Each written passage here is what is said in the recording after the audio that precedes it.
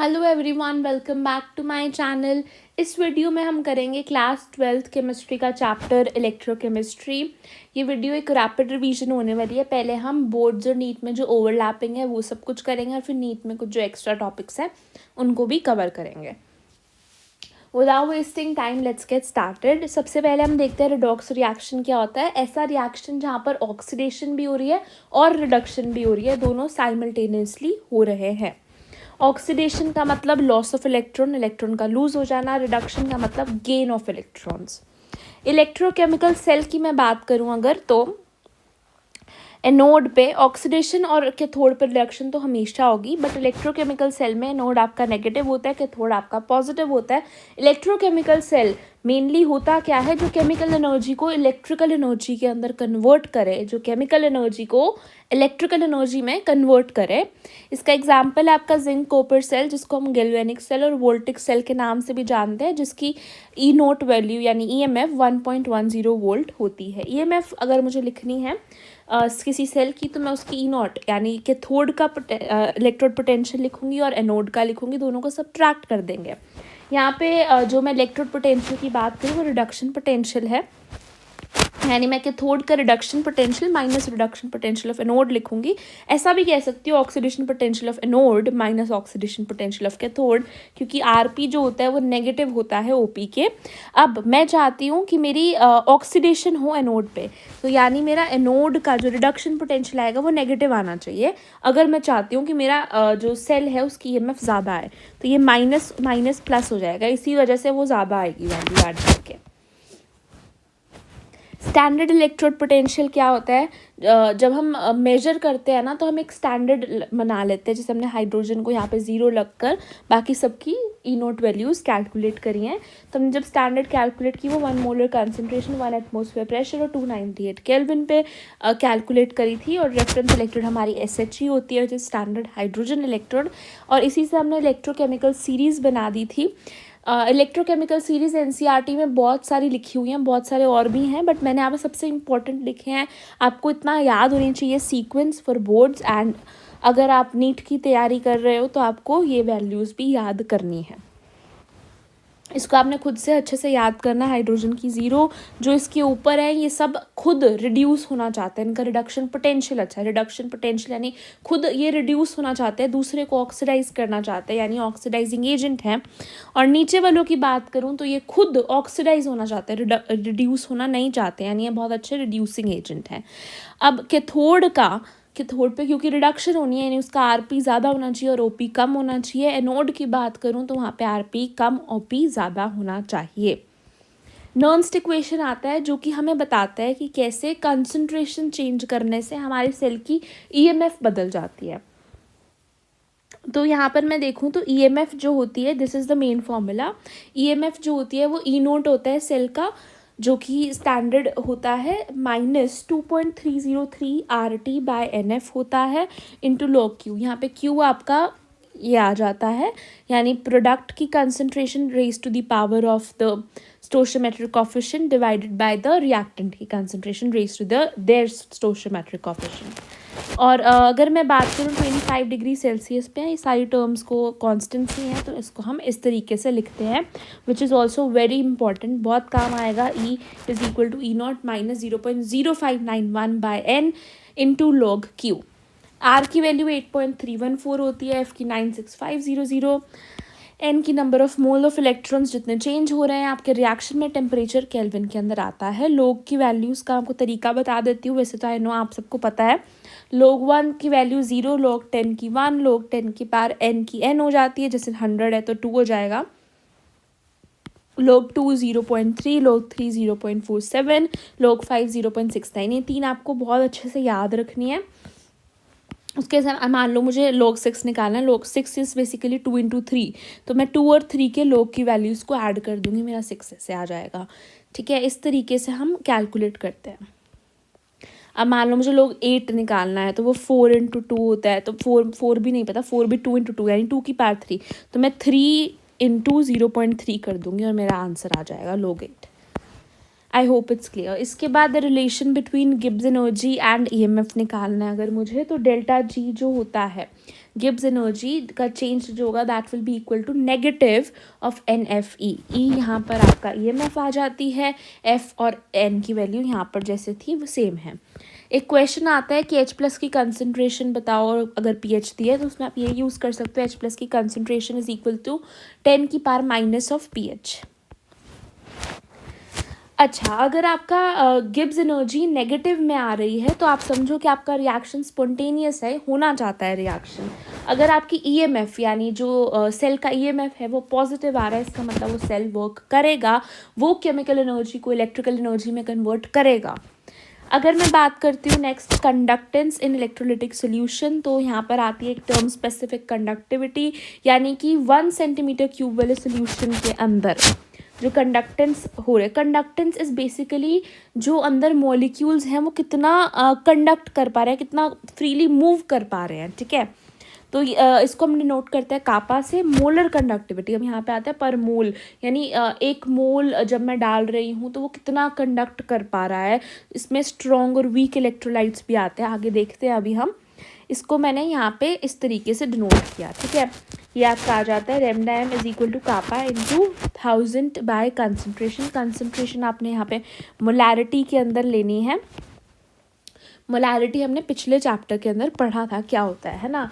Variation with concentration की बात करूँ तो स्ट्रॉन्ग इलेक्ट्रोलाइट में इस तरीके से कुछ होता है। देखो यहाँ पे कंसंट्रेशन है, दिस इज हाई कंसंट्रेशन। इस पॉइंट से मान लो मैं पानी डालना शुरू करूँ तो मेरी ये जो इलेक्ट्रोलाइट है यानी जो ये आपका lambda m है, मोलर कंडक्टेंस है बेसिकली, ये बढ़ता जाएगा। क्यों बढ़ता जाएगा? जैसे जैसे मैं पानी डालती जाऊँगी वो डिसोसिएट होते जाएंगे, आयंस बढ़ते जाएंगे और वो आयंस और फ्रीली मूव कर पाएंगे और कंडक्ट करते जाएंगे। इस तरीके से हमारा स्ट्रॉन्ग इलेक्ट्रोलाइट में ये हमें देखने को मिलता है कांस्टेंट इंक्रीज, है ना, स्लाइटली। और यहाँ पे मैं बात करूँ अगर मैं, ये वीक इलेक्ट्रोलाइट है, इसमें आपको ज़्यादा फर्क नहीं दिखेगा क्योंकि ये वीक इलेक्ट्रोलाइट है, इतना डिसोसिएट नहीं होगा जितना पहले था। थोड़ा फर्क हालांकि होगा, बट एक पॉइंट पे आके ये पूरा डिसोसिएट हो जाएगा और फिर से इन्फिनिटी इस तरीके से आ जाता है, यानी शार्प इंक्रीज होता है। हो क्या रहा है, मैं पानी जितना ज़्यादा डालती जा रही हूँ कंसंट्रेशन उतनी कम होती जा रही है, इंट्रैक्शंस उतनी कम होती जा रही हैं। ज़्यादा पानी है वो आपस में इंट्रैक्ट नहीं कर रहे तो वो फ्रीली मूव कर रहे हैं, यानी उनकी मोलर कंडक्टिविटी इंक्रीज हो रही है। अब कोलराशेस लॉ की वजह से हमने क्या किया, अब देखो मैंने स्ट्रॉन्ग इलेक्ट्रोलाइट का तो लैम्डा नोट, ये लैम्डा नोट निकालना था ना, इसका तो मैंने ऐसे ऐसे करके निकाल दिया कि जब बहुत इनफाइनाइट डिल्यूशन हो गई है तब जो मेरी मोलर कंडक्टिविटी है वो लैम्डा नोट है ना, KCl की आ गई इससे। बट अगर मुझे निकालनी है CH3COH की तो मैं कैसे निकालूंगी, तो इस तरीके से ग्राफ है ना। तो इसी को हमने कोलराशेस लॉ की मदद से निकाला। इनफाइनाइट डिल्यूशन पे हमें देखने को मिलता है कि जो मोलर कंडक्टिविटी है वो पूरे ही अपने आयंस के अंदर सेपरेट हो चुका है क्योंकि इनफाइनाइट डिल्यूशन हो चुकी है। तो आपका जितनी MgCl2 की मुझे मान लो निकालनी है, एग्जाम्पल है, तो Mg की जितनी थी Mg2+ की जितनी होगी प्लस 2 है ना Cl2, तो 2Cl की जितनी होगी उनको ऐड कर देंगे तो वही उतनी ही होगी। तो हम इजीली, जैसे मान लो मुझे निकालना है तो मैं स्ट्रॉन्ग इलेक्ट्रोलाइट्स की तो इजीली यहाँ से कैलकुलेट कर करके हर एक आयन की निकाल सकती हूँ और फिर मैं वीक की भी निकाल सकती हूँ। इसके भी क्वेश्चंस आपके बोर्ड्स एग्जाम में भी पूछे जाते हैं और नीट में भी पूछे जाते हैं। इसके बाद आता है इलेक्ट्रोलाइसिस क्या होता है, इलेक्ट्रोलिसिस क्या होता है। इलेक्ट्रोलिसिस इज द प्रोसेस जिससे हम इलेक्ट्रिकल एनर्जी को केमिकल एनर्जी के अंदर कन्वर्ट कर रहे हैं।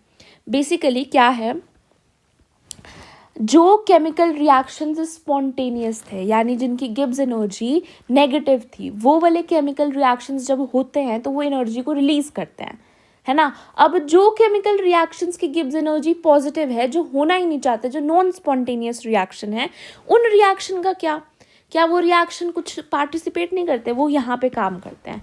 अब वो रिएक्शन को कराने के लिए मुझे एनर्जी देनी पड़ेगी, तो मैं यहाँ पे इलेक्ट्रिकल एनर्जी देती हूँ ताकि वो वाले रिएक्शंस हो पाए, वो वाले रिएक्शंस अकर करें। यानी इलेक्ट्रिकल एनर्जी मुझे देनी पड़ेगी उन नॉन स्पॉन्टेनियस केमिकल रिएक्शंस को करवाने के लिए। इसके अंदर होता क्या है, it involves decomposition of an electrolyte, यानी कि आपका जो इलेक्ट्रोलाइट है वो डीकम्पोज होता है, मोल्टन भी हो सकता है, एक्वस भी, जिसके अंदर मैं इलेक्ट्रिक करंट देती हूँ उसको मैं तोड़ने के लिए, है ना, उसको डीकम्पोज कराने के लिए मैं एनर्जी दे रही हूँ, मैं इलेक्ट्रिकल करंट दे रही हूँ। यही आपका इलेक्ट्रोलाइटिक सेल होता है। Oxidation occurs at anode, anode पे ऑक्सीडेशन तो परमानेंट है, चाहे कोई सा भी सेल हो। रिडक्शन कैथोड पे भी परमानेंट है। इसमें हमें एक्सटर्नल सोर्स देना पड़ता है। इलेक्ट्रोलाइट वो सब्सटेंस है जो कि इलेक्ट्रिसिटी को कंडक्ट कराए। दे तो मैं इलेक्ट्रिसिटी रही हूँ, कंडक्ट तो उसे को कराना पड़ेगा मोल्टन एक्वस में, और जिससे क्या होगा, movement due to the movement of ions, है ना। अब इसी के अंदर इलेक्ट्रोलिसिस के अंदर आपका फराडे के लॉज आते हैं इलेक्ट्रोलिसिस के। तो पहला लॉ क्या कहता है, the mass of the substance deposited और liberated at an electrode is directly proportional to the quantity of electricity passed. यानी कि जो मेरा इलेक्ट्रोलाइट थी, है ना, यहाँ पे इलेक्ट्रोलाइट है, ये इलेक्ट्रोलाइट मेरी उतनी ज़्यादा टूटेगी और उतनी ज़्यादा इलेक्ट्रोड पे जाकर डिपॉजिट होगा, उतना ज़्यादा मास जितना मैं करंट दूंगी। ऑब्वियस सी बात ये, जितना मैं करंट दूंगी उतना ज़्यादा वो मास वहाँ पे जाकर डिपॉजिट होगा। तो ये मास डायरेक्टली प्रोपोर्शन था चार्ज के। यहाँ पे मास जो हो जाता है is equal to Z Q. यहाँ पे जेड आपका इलेक्ट्रोकेमिकल इक्विवेलेंट होता है।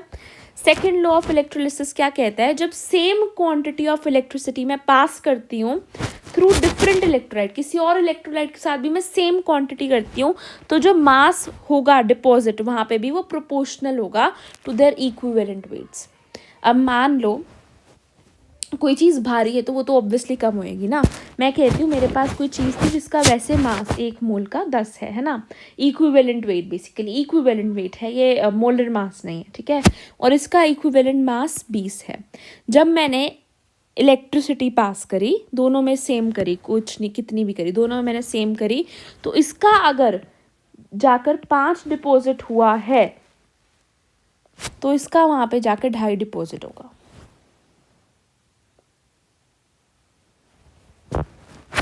यानी कि जो आपका M1 M2 है वो इक्विवल होगा E1 बाय E2 के। मान लो मेरा E1 जैसे उसका 10 था, उसका 20 था। आई एम सो सॉरी, मैंने उल्टा कर दिया। यहाँ पे 5 था तो यहाँ पे 10 आएगा, ठीक है। यानी उसका मैंने हाफ किया है तो इसका भी हाफ ही होगा। जो रेशो होगी इक्विवेलेंट, यहाँ पे इक्विवेलेंट वेट है, ये बात आपको ध्यान रखनी है। इक्विवेलेंट वेट किसके बराबर होता है, molar mass by N factor. जो नॉर्मेलिटी में एन फैक्टर होता है वो सेम फैक्टर, ठीक है। आई एम सो सॉरी, मैंने आपको जो एग्जांपल दिया था ना 10 और 20 वाला, यहाँ पे 5 आके डिपॉजिट हुआ जब मैंने सेम करंट दिया, तो यहाँ पे 10 आके होगा, 2.5 नहीं, उल्टा कर दिया, ठीक है, 5 और 10। उसके बाद यहाँ पर जो आपका सबसे इम्पॉर्टेंट फॉर्मूला है वो आपका यहाँ पे ये आता है जो आपका न्यूमेरिकल्स में यूज़ होता है। यानी जो जितना मास डिपॉजिट होगा दैट इज़ इक्वल टू जो मोलर मास है डिवाइडेड बाय एन फैक्टर, तो ई ही हो गया एक तरीके से, ई इंटू चार्ज, यहाँ पे आई टी आ जाएगा डिवाइडेड बाय एफ, है ना। तो जो आपका मास डिपॉजिट है वो इसके बराबर हो जाता है, इसको याद ज़रूर रखना। ये फराडे आपका 96500 ही है। और यहाँ पे आपका एन फैक्टर बेसिकली इलेक्ट्रॉन्स कितने एक्सचेंज हुए हैं ये है, ठीक है ना। अब आ जाओ हमारे पास सेल्स का पार्ट आ जाता है। प्राइमरी सेल्स, सेकेंडरी सेल्स, दो तरीके के सेल्स होते हैं। सेकेंडरी वाले जिसमें चार्जिंग भी पॉसिबल है, प्राइमरी वालों में नहीं होती है। पहला आता है ड्राई सेल। इसमें ना आपको मेनली याद करने वाला ही है, बहुत ज़्यादा समझाने वाला कुछ भी नहीं है। ड्राई सेल में एनोड पे जिंक है, कैथोड पे कार्बन रोड है, इलेक्ट्रोलाइट पे इलेक्ट्रोलाइट के नाम पे हमारे पास NH4Cl + ZnCl2 का पेस्ट है। रिएक्शंस एनोड पे ये हो रहा है, कैथोड पे ये हो रहा है। इसके एडवांटेजेस क्या हैं कि ये पोर्टेबल है और चीप है, ठीक है। डिसएडवांटेजेस हैं ये रिचार्जेबल नहीं है। ये तो देखो प्राइमरी का सबका ही हो जाएगा, लिमिटेड लाइफ है इनकी, बहुत लंबा भी नहीं चलते हैं। मर्क्यूरी सेल की बात करूं तो ये देखो ZnHg का अमलगम है, HgO है, KOH है। ओवरऑल ये रिएक्शन हो रहा है। एडवांटेजेस की बात करूं तो इसकी कांस्टेंट वोल्टेज देता है ये, और इसकी लाइफ भी काफ़ी लॉन्ग होती है। डिसएडवांटेजेस का एक तो यही आ जाएगा कि चार्जेबल नहीं है, ठीक है, और टॉक्सिक होती है मर्क्यूरी, इसलिए। सेकेंडरी सेल की बात करूं तो लेड स्टोरेज सेल आता है, इसी को हम लेड एक्यूमुलेटर भी कह देते हैं। एनोड पे Pb है, कैथोड पे PbO2, इलेक्ट्रोलाइट डाइल्यूट H2SO4। इसके डिस्चार्जिंग के एनोड, कैथोड और ओवरऑल रिएक्शन आपको याद करना है। एनोड कैथोड ही कर लो, ओवरऑल तो ऐड ही करना है, एंड चार्जिंग में बिल्कुल इसका रिवर्स कर देना है, ठीक है। निकल कैडमियम सेल की बात करूँ तो यहाँ पे एनोड में कैडमियम है, कैथोड में NiOH3 है, और रिचार्जेबल होते हैं, लाइट वेट होते हैं, मेमोरी इफेक्ट प्रेजेंट है। लाइट वेट है, रिचार्जेबल है और मेमोरी इफेक्ट प्रेजेंट है। ये इसका ओवरऑल रिएक्शन है। अब इसमें मैं कुछ भी नहीं कर सकती, आपको लिख लिख के रिएक्शंस को याद करना है। तो देखो इतना तो आपको करना पड़ेगा, रिएक्शन आपको खुद से याद करना है। देन आपके पास वेरी इंपॉर्टेंट फ्यूल सेल, दोनों बोर्ड्स और नीट दोनों में बहुत इंपॉर्टेंट है। एनोड पे हाइड्रोजन है, कैथोड पे ऑक्सीजन, इलेक्ट्रोलाइट OH नेगेटिव है। एनोड पे ये रिएक्शन हो रहा है, कैथोड पे ये रिएक्शन हो रहा है। एडवांटेजेस क्या है, ये बहुत ज़्यादा ना हाईली एफिशिएंट है, बहुत ज़्यादा अच्छा सा काम करता है, पोल्यूशन फ्री है और कंटिन्यूसली एनर्जी को सप्लाई कर रहा है। ये स्पेस क्राफ्ट और सबमरीन्स के अंदर यूज़ होता है। लास्ट है आपके पास corrosion and rusting of iron. Corrosion क्या होता है, जब slow deterioration of metal due to chemical reactions with environment, environment के अंदर केमिकल रिएक्शंस होकर मेटल जो है वो डिटीरियोरेट कर रहा है, यानी बहुत ज़्यादा डिग्रेड हो रहा है बेसिकली। यहाँ पे आपके पास रस्टिंग ऑफ आयरन का मैकेनिज्म पूछते हैं CBSE में बहुत ज़्यादा बोर्ड्स एग्जाम में, है ना। तो ये देखो आपने क्या लिखना है, जो पानी प्रेजेंट है एयर के अंदर वो यूजुअली ऑटो आयनाइज हो जाता है H+ और OH नेगेटिव के अंदर। और ये जो H+ है या पानी कह लो, ये जब कांटेक्ट में आता है आयरन के, तो ये आयरन अंडरगो होता है ऑक्सीडेशन के, क्योंकि आयरन का रिडक्शन पोटेंशियल कम नेगेटिव होता है ना। तो ये ऑक्सीडाइज करना चाहता है, रिडक्शन पोटेंशियल नेगेटिव का मतलब, तो ये ऑक्सीडाइज होकर Fe2+ हो जाता है, फिर वो फर्दर ऑक्सीडाइज होता है ऑक्सीजन की हेल्प से, Fe2O3 बना लेता है, एटमॉस्फेयर में ऑक्सीजन तो है ही। फिर ये Fe2O3 एब्जॉर्ब कर लेता है X नंबर ऑफ वाटर और वो बन जाता है रस्ट के अंदर Fe2O3.XH2O। ये आपके सारे रिएक्शंस है जो हुए, वाटर ऑटो आयनाइज हो गया CO2 की प्रेजेंस में, और फिर H+ के कॉन्टैक्ट में आके ऑक्सीडाइज हो गया, और आपका ये वाला O2 और H2 ये बन गए, एंड देन ये दोनों जब आपस में रिएक्ट करे OH नेगेटिव और ये, तो Fe2O3 और पानी बन गया। फिर ये Fe2O3 और पानी जुड़कर आपका Fe2O3.XH2O दे दिया। प्रिवेंशन की बात करूँ तो पेंटिंग या ऑयलिंग करके हम बैरियर मेथड से मतलब उसे कवर भी कर सकते हैं, है ना। गैल्वेनाइजेशन, जिंक की कोटिंग कर दो आयरन के ऊपर, इलेक्ट्रोप्लेटिंग से किसी और मेटल्स की, है ना, और एलॉय बना सकते हैं। इससे आपकी रस्टिंग एक तरीके से प्रिवेंट हो जाएगी। अब आ जाओ इलेक्ट्रोकेमिस्ट्री के कुछ एडिशनल टॉपिक्स के ऊपर। पहला है metallic conduction versus electrolytic conduction. Metallic conduction क्या होता है और इलेक्ट्रोलिटिक कंडक्शन क्या होता है। मेटालिक कंडक्शन इलेक्ट्रॉन्स करते हैं जो हम फिजिक्स में पढ़ते हैं, इसमें कोई केमिकल चेंज नहीं होता, टेम्परेचर बढ़ाने पर आपका रेजिस्टेंस भी बढ़ जाता है। इलेक्ट्रोलिटिक कंडक्शन के अंदर आपके आयंस करवाते हैं और आपका केमिकल चेंज हो रहा है, जैसे हमने अभी पढ़ा चैप्टर के अंदर, टेम्परेचर बढ़ाने पर इसकी कंडक्टिविटी बढ़ती है। हमने अभी अभी देखा ना, कंडक्टिविटी जो है वो टेम्परेचर पे डिपेंड करती है। यहाँ पे टेम्परेचर बढ़ाने पे रेजिस्टेंस बढ़ती है, यहाँ पे टेम्परेचर बढ़ाने में कंडक्टिविटी बढ़ती है। ये बहुत ही इंपॉर्टेंट पॉइंट है, इसे याद रखना। जो मेटालिक कंडक्शन है, टेम्परेचर बढ़ाने पर रेजिस्टेंस इंक्रीज होती है, यहाँ पर कंडक्टिविटी इंक्रीज होती है।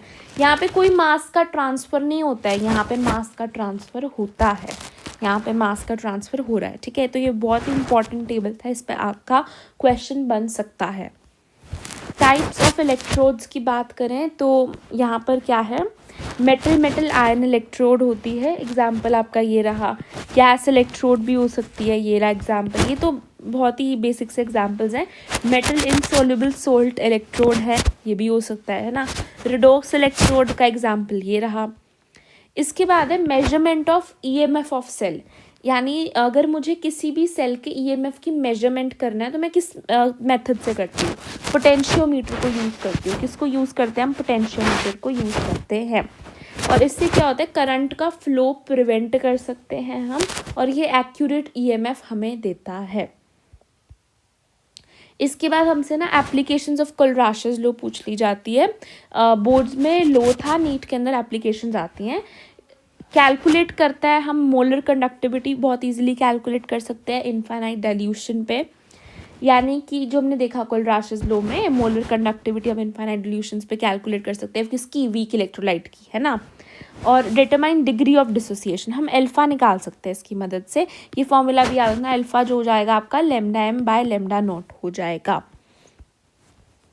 Determine dissociation constant of weak electrolyte. अभी देखो ये फॉर्मूला बहुत सिंपल है, यानी इतना मैक्सिमम हो सकता है, अब डिसोसिएशन इससे पता चल जाएगी ना कि कितनी हुई है। और फिर वीक इलेक्ट्रोलाइट का हम डिसोसिएशन कांस्टेंट के निकाल सकते हैं, सी अल्फा स्क्वायर, ये तो हमें पता ही है 11th का फॉर्मूला है ना, बाय 1 माइनस अल्फा, है ना। Then calculate solubility of sparingly soluble salts, ये जो सॉल्ट की सॉल्युबिलिटी है इसको भी हम कैलकुलेट कर सकते हैं इसकी मदद से।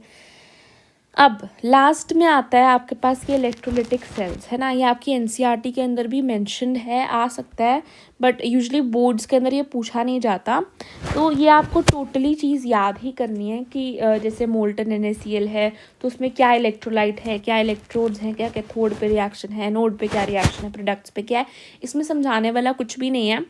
तो आई वुड जस्ट से कि आप ये वाला जो पेज है इसको आपने पूरा अच्छे से याद करना है, इलेक्ट्रोलिटिक सेल्स को अच्छे से याद करना है